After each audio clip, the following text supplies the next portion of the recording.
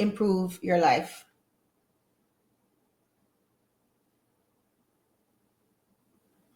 Staying silent is a powerful emotional tool. That's true, TG Media. That's true. There's a time and place for everything, though. Sometimes good people should not stay silent because that's how a lot of these predators continue. A lot of these predators are cowards, you know. A lot of these predators, they bank their existence on good people staying silent. So it depends on when and where. There's a time for silence, lots of time for silence, but there's a lot of time when it's time for you to actually speak up, because this is how predators are enabled. Nobody wants to say anything. Everybody wants to continue to cuddle this person and make this person feel right when they're a pervert. And you won't know until it happens to you or it reaches your house. That's why, you know, a lot of women, especially when they went through certain things, they're hypersensitive to certain things, right? Hypersensitive to certain things that men do, especially. Okay? Because that kind of trust, physical trust to know that you're actually safe and this person is not a pervert, is something that we're very keen to. And men need to be more keen to it. That's why you see, and just off of a tangent too, a lot of the men in prison, you see, a lot of men in prison is from actually defending their children or their nieces from predators that they didn't know were predators that were in their family or their friends. Right? You know, much man in prison from actually because of the fact that they had to end up unaliving somebody who was a friend, uncle to them child, that they in their mind, I didn't know that the person was like this. I didn't know the person was unsafe. I didn't know the person would do this. Sometimes men actually turn a blind eye to the same thing that was going to come and bring crosses in their own family. I've seen it. This is the only reason why I keep talking about it. But we women were keen to it, especially if we went through certain things in our childhood. Very, very keen to that perverted spirit. That's not something that we want to mix with. And I'll tell you why. A lot of times you see a lot of these men that you meet from even prisons, they go visit the prisons and you do whatever, you counsel and you see them in that state and you hear their stories, right? Is always a friend of the family or a friend of somebody or somebody who they trusted that do something to their child and them end up in prison over that. But yet still, they were friends with this person from high school and they never take notice to them being perverts in a group chat. Think about it. He wasn't unsafe to you then when he was in a group chat circling women's body parts and making fun of it. Innocent pictures of women, circling them breasts, circling them nipples, circling them body parts, right? And thinking that, oh, it's just locker room talk, it's just boy talk. You never thought he was unsafe then because it wasn't your sister and it wasn't your child or it wasn't your mother.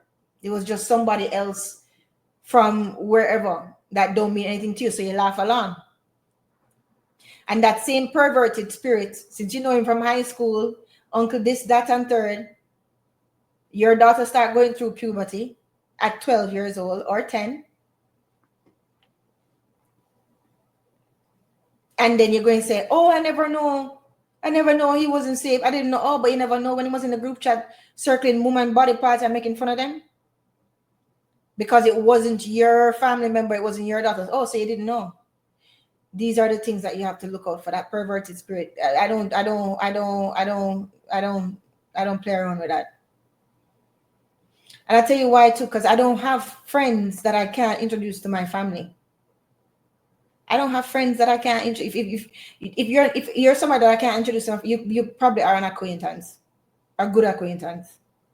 But once I call you friend, that means I feel safe enough, or family, that or brother, I feel safe enough for you to actually meet my family. Meaning, I'm exposing my nieces and my nephews to you, right?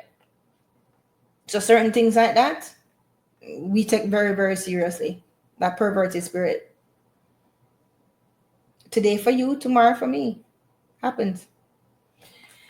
Anyhow, so the point of that was tangent was, yes, silence is a powerful tool, but it must be used when it makes sense. Because a lot of predators survive from the silence of good people and the silence of women too. Right? Okay, so let's move on. Where was I? Where did I reach? Number 4? Yeah. Number 3. Emotional intelligence supports your health. The ability to process disturbing emotions helps regulate your blood pressure and stress related hormones. Right? So the ability to process your disturbing emotions, you sit with it. You feel upset right now. It's not the end of the world. It's okay to be uncomfortable. Sit with it, breathe through it, use your rational mind, and move on. If not, you find a lot of people spin. They're just mad all the time. Come home, kick the dog, fling the cat, just because they can't regulate. And they take out their problems on other people. You can't be a good leader if you don't regulate your emotions.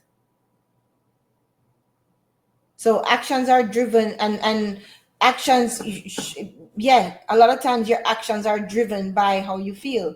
So you need to really, really, really monitor and audit how you feel. Our feelings can cause us to act without allowing our rational brains to interpret the situation properly. That's why, too, it's always good to sit and think.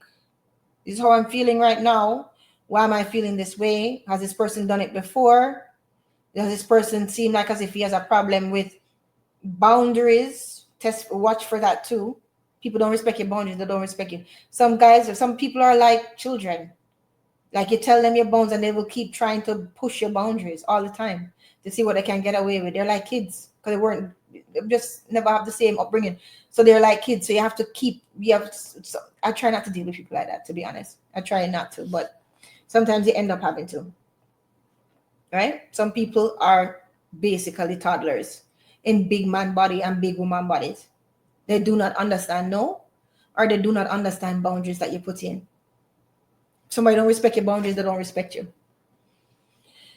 Right. So you have to be able to sit down with something and use your rational brain to see where you are. Okay. So we need to be able to recognize our emotions and learn how to manage them. Number 5, avoid the